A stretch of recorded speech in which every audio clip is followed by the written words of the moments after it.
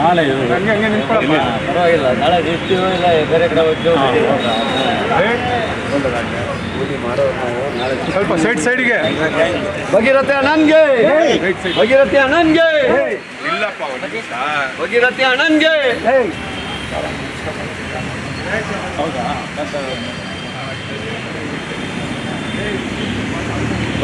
ಸಮಸ್ತ ನಾಡಿನ ಜನತೆಗೆ ಈಗಾಗಲೇ ದೀಪಾವಳಿ ಹಬ್ಬದ ಶುಭಾಶಯಗಳನ್ನು ನಾನು ತಿಳಿಸಿದ್ದೀನಿ.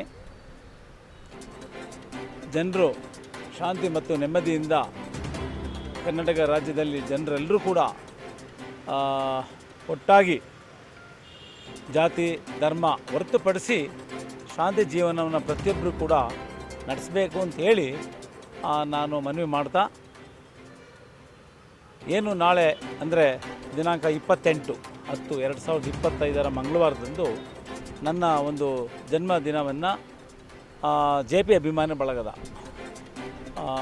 ಸದಸ್ಯರು ಎಲ್ಲರೂ ಸೇರಿ ನಾಳೆ ಅರಮನೆ ಮುಂಭಾಗ ಇರುವಂಥ ಶ್ರೀ ಕೋಟೆ ಆಂಜನೇಯ ಸ್ವಾಮಿ ದೇವಸ್ಥಾನದಲ್ಲಿ ಬೆಳಿಗ್ಗೆ 10:30ಕ್ಕೆ ಅರ್ಚನೆ ಮತ್ತು ವಿಶೇಷ ಪೂಜೆಯನ್ನು ಸಲ್ಲಿಸುವ ಮುಖಾಂತರ ನನ್ನ ಹುಟ್ಟುಹಬ್ಬವನ್ನು ಒಂದು ಆಚರಣೆ ಮೂಲಕ ಪ್ರಾರಂಭ ಮಾಡ್ತಾಯಿದ್ದೀವಿ, ಅಲ್ಲಿ ಮಾಡ್ತಾಯಿದ್ದೀವಿ.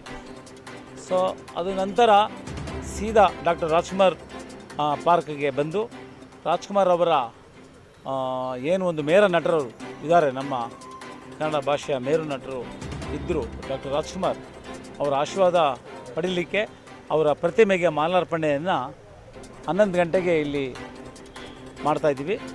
ಅದೇ ರೀತಿ ಇಲ್ಲಿ ಬರುವಂಥ ಎಲ್ಲ ಹಿತೈಷಿಗಳಿಗೆ, ಬೆಂಬಲಿಗರಿಗೆ ಮತ್ತು ಅಭಿಮಾನಿಗಳಿಗೆ ಅವರಿಗೆ ಫಲಾಹಾರವನ್ನು ವಿತರಿಸುವಂಥ ಒಂದು ಕಾರ್ಯಕ್ರಮವನ್ನು ಇಲ್ಲಿ ಇಟ್ಕೊಂಡಿದ್ದೀವಿ ರಾಜ್ಕುಮಾರ್ ಪಾರ್ಕ್.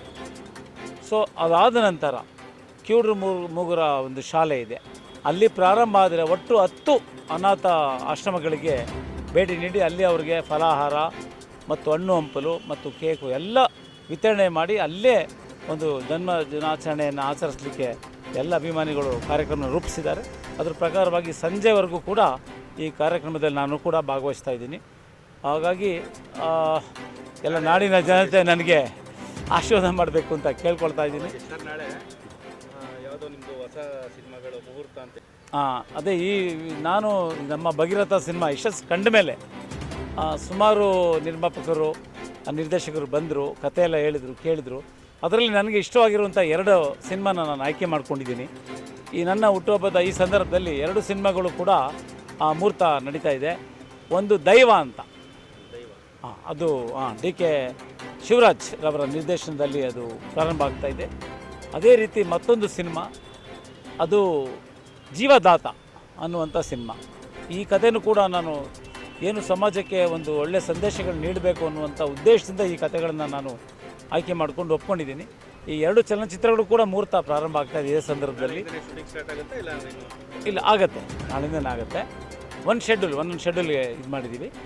ಸೊ ಹಾಗಾಗಿ ಸಮಸ್ತ ಕನ್ನಡಿಗರು, ವೀಕ್ಷಕರು ಎಲ್ಲರೂ ಕೂಡ ನನ್ನ ಏನು ಒಂದು ಭಗೀರಥ ಚಲನಚಿತ್ರಕ್ಕೆ ತಾವು ಪ್ರೋತ್ಸಾಹ ನೀಡಿದ್ದೀರಿ, ಮೆಚ್ಚಿದ್ದೀರಿ, ಆಶೀರ್ವಾದ ಮಾಡಿದ್ದೀರಿ. ಅದೇ ರೀತಿ ಈ ಚಿತ್ರಗಳಿಗೂ ಕೂಡ ತಾವೆಲ್ಲರೂ ಕೂಡ ಪ್ರೋತ್ಸಾಹ ನೀಡಿ ನನಗೆ ಆಶೀರ್ವಾದ ಮಾಡಬೇಕು ಅಂತ ಈ ಸಂದರ್ಭದಲ್ಲಿ ಕೇಳ್ಕೊಳ್ತಾ, ಸಮಸ್ತ ನಾಡಿನ ಜನತೆ ನನ್ನ ಮೇಲೆ ಒಂದು ಕೃಪೆಯನ್ನು ಇಡಲಿ. ನಾವು ಏನು ಒಂದು ಕಾವೇರಿ ಹೋರಾಟವನ್ನು ಅಧ್ಯಕ್ಷನಾಗಿ ಹೋರಾಟ ಮಾಡ್ತಾಯಿದ್ದೀನಿ ಮತ್ತು ಈ ನಾಡಿನ ನೆಲ ಜಲದ ಭಾಷೆ ವಿಚಾರದಲ್ಲಿ ಯಾವತ್ತೂ ಕೂಡ ರಾಜಿ ಇಲ್ಲ. ಅದು ಮೈಸೂರಿಂದನೇ ಪ್ರಾರಂಭ, ಎಲ್ಲ ಹೋರಾಟಗಳು ಮೈಸೂರಿಂದನೇ ಪ್ರಾರಂಭ ಆಗಿದೆ. ಡಾಕ್ಟರ್ ರಾಜ್ಕುಮಾರ್ ಗೋಕಾಕ್ ವರದಿಯಲ್ಲಿ ಏನು ಒಂದು ಹೋರಾಟ ನಡೆಸಿದ್ರು, ಆವಾಗಿಂದನೂ ಕೂಡ ಕಾವೇರಿ ಚಳವಳಿ ಇರ್ಬೋದು. ಕಾವೇರಿ ಚಳವಳಿ ಅಂತಂದರೆ ನಾವು ಹೇಳ್ಬೋದು, ತೆಲಂಗಾಣ ರಾಜ್ಯ ಪ್ರತ್ಯೇಕ ರಾಜ್ಯ ಮಾಡುವಂಥ ಒಂದು ಹೋರಾಟ ಅದು ಕಡಿಮೆ ಸಮಯದಲ್ಲಿ ಮಾಡಿದ್ದಾರೆ. ಬಟ್ ಕಾವೇರಿ ಚಳವಳಿ ಅದಕ್ಕಿಂತ ಹತ್ತರಷ್ಟು.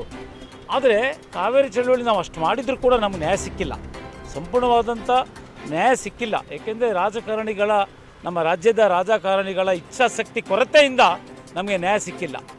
ಅವತ್ತು ಸರ್ವೋಚ್ಚ ನ್ಯಾಯಾಲಯ ಏನೋ ಒಂದು ತೀರ್ಮಾನ ಕೊಟ್ಟರು, ಆ ತೀರ್ಮಾನ ಕೊಟ್ಟ ತಕ್ಷಣ ನಾವು ಮೌನನೇ ಆಗೋದ್ವಿ.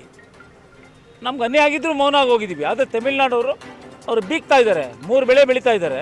ಸೊ ಇಷ್ಟನ್ನೇ ಆಗಿದೆ. ಆದರೆ ನನಗೆ ಗೊತ್ತಿಲ್ಲ, ನಮ್ಮ ರಾಜಕಾರಣಿಗಳು, ಎಲ್ಲ ಪಕ್ಷದ ರಾಜಕಾರಣಿಗಳು ಮೌನ ವಹಿಸಿರೋದು ನೋಡಿದ್ರೆ ಇವತ್ತು, ಏಕೆಂದರೆ ಮಂಡ್ಯ ಭಾಳ ಕಾವೇರಿ ಟ್ರಿಬ್ಯುನಲ್ ಆಗೋಕ್ಕಿಂತ ಮೊದಲು ಎಲ್ಲ ಶ್ರೀಮಂತರಾಗಿದ್ದರು. 1 ಎಕರೆ 2 ಎಕರೆ 3 ಎಕರೆ ಇಟ್ಟವರು 3 2 ಬೆಳೆ ಬೆಳೀತಾಯಿದ್ರು. ಎಲ್ಲರೂ ಶ್ರೀಮಂತರಾಗಿದ್ದರು. ಇವತ್ತು ಕಾವೇರಿ ನೀರು ವಿಚಾರದಲ್ಲಿ ಬಂದಾಗ, ನೀರು ಇಲ್ಲ ಅಂದಾಗ, ಮಳೆ ಕಡಿಮೆ ಆದಂಥ ಪ್ರಮಾಣದಲ್ಲಿದ್ದಾಗ ನಮ್ಮ ಸಚಿವರುಗಳೇ ಹೇಳ್ತಾರೆ, ನೀವು ಯಾರು ಬೆಳೆ ಬೆಳಿಬೇಡಿ, ನೀರು ಕೊಡಲ್ಲ ಅಂತ. ಸೊ ಕುಡಿಯೋ ನೀರಿಗೂ ಕೂಡ ಕೆಲವು ಸಮಯದಲ್ಲಿ ಭಾಳ ಅನ್ಯಾಯ ಆಗಿದೆ. ಹಾಗಾಗಿ ಬಂಗಾರಪ್ಪ ಅವರು ಮುಖ್ಯಮಂತ್ರಿ ಆದಂಥ ದಿವಸದಿಂದ ಕಾವೇರಿ ಚಳವಳಿ ಏನಾಯಿತು ಇವತ್ತವರೆಗೂ ನಮ್ಮ ರಾಜ್ಯಕ್ಕೆ ನ್ಯಾಯ ಅಂತೂ ಸಿಕ್ಕಿಲ್ಲ. ಬಟ್ ಮುಂದಿನ ದಿವಸಗಳಲ್ಲಿ ನಾನು ಕೂಡ ಈ ಕಾವೇರಿ ಕ್ರಿಯಾ ಸಮಿತಿ ಅಧ್ಯಕ್ಷನಾಗಿ ಆ ಹೋರಾಟವನ್ನು ನಾನು ಮುಂದುವರಿಸಲೇಬೇಕು ಅಂಥೇಳಿ ನಾವು ತೀರ್ಮಾನಿಸಿದ್ದೀವಿ ನೀರಿನ ವಿಚಾರ. ಬಟ್ ಏನಂದರೆ ಮಳೆ ಬಂದಿಲ್ಲ ಅಂದಾಗ ಎಲ್ಲರೂ ಬರ್ತಾರೆ, ಕರ್ನಾಟಕ ಬಂದು ಬೆಂಗಳೂರು ಬಂದು ಮಾಡ್ತಾರೆ, 2 ದಿವಸ ಮಾಡ್ತಾರೆ, ಮೂರನೇ ದಿವಸ ಸುಮ್ಮನೆ ಆಗ್ತಾರೆ. ಮಳೆ ಬಂತು ಸರಿ ಆಯಿತು ಅಂತೇಳಿ.